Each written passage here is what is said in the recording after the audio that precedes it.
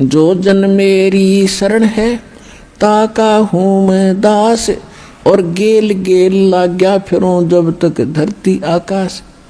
एक बार इस सच्चे नाम से आज कोई जुड़ जाएगा।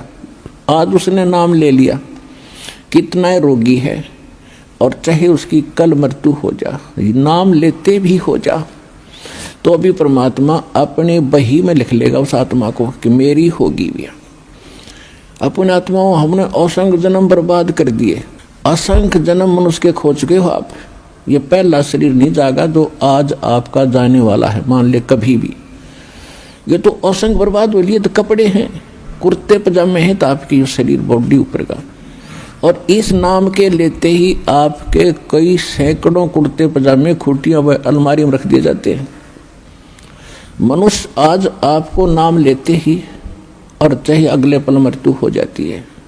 वैसे तो ऐसा नहीं होगा, जो सच्चे दिल से आते हैं उनको राहत मिलती है, उनका मनुष्य जीवन एक्सटेंड होता है, आयु भी बढ़ाता है परमात्मा। एक उदाहरण के लिए कहते हैं कि जो अविश्वास रूप में भी आकर नाम ले लिया, अब देखेंगे किसी के कहने से आते हैं रोगी बहुत से, तो देख लेते हैं एक बार चल कर, तो वो उनको भगवान वैसे उसको एक्सटेंड नहीं करेगा। उनका पता है कि इसको मैंने जीवन भी दे दिया, आगे फिर वो बकवाद करेगा। तो परमात्मा ने तो अपनी आत्मा देखनी है कि इसका उद्धार क्यों कर होगा। तो नाम लेते ही यदि उसकी मृत्यु भी होगी तो भी भगवान के अकाउंट में आ गया, और 10 महीना में फिर जन्म देकर उसको फिर बरवाला बुला लेगा। वह शुरुआत होगी उसके जीवन की। तो यहाँ आने वाले व्यक्ति को हानि कति नहीं है, और कति ज्ञान सुनकर समर्पित होगा होगे तो आपकी कैंसर का बाप भी ठीक हो जा। भगवान किसे कहते हैं? वाह भाई वाह।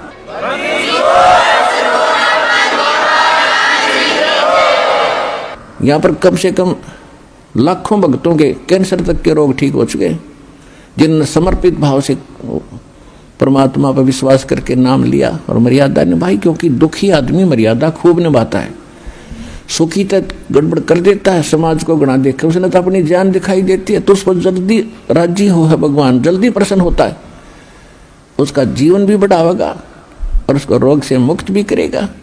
लेकिन करेगा अपने हिसाब से, उसकी नीत देख के कि आगे कहीं और गड़बड़ ना कर दे।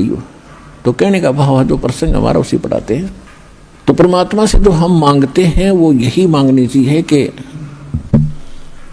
साईं इतना दीजिए जा मैं कुटुंब सुमावे, हम भी भूखे ना रहें और अतिथि न भूखा जावे। तो यहाँ आने वाले भक्त को लगभग 80% व्यक्ति जो हैं ये दुखी आते हैं, और उनके लिए वो दुख एक वरदान बनेगा, एक वरदान सिद्ध होगा उसके लिए। तो आपके लिए प्रार्थना है कि परमात्मा पर विश्वास रखना और कुछ समय देना भगवान को। आज जो प्रसंग चल रहा है कि सतयुग में आपने लाख वर्ष का जीवन भी प्राप्त हुआ, और वो भी थोड़ा लग गया, मरने लगे जब ने सोची और भी भगवान थोड़ा सा समय दे दे।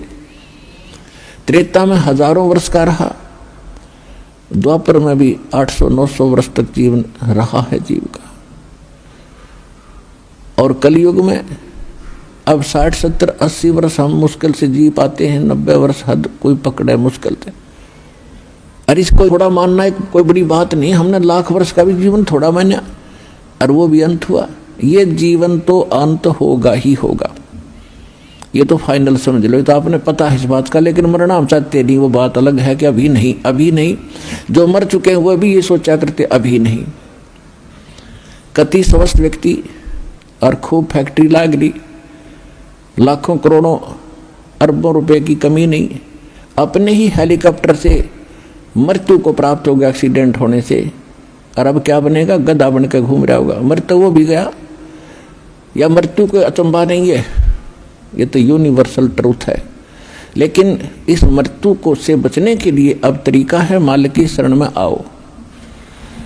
कबीर ये तन जाएगा, सके तो ठहर ला,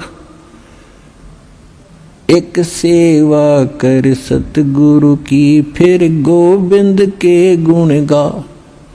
कबीर साहब कहते हैं ये मनुष्य जीवन तो सबका जाना है, और समय पर जाओगा, जितना आपको प्राप्त है उससे अधिक नहीं मिलेगा।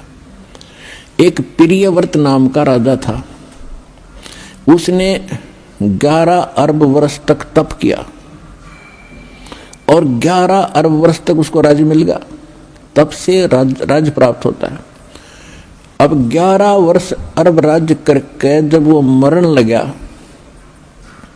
11 अरब वर्ष तक राज भोग के, इतने ठाठ माना हम तो राजा के।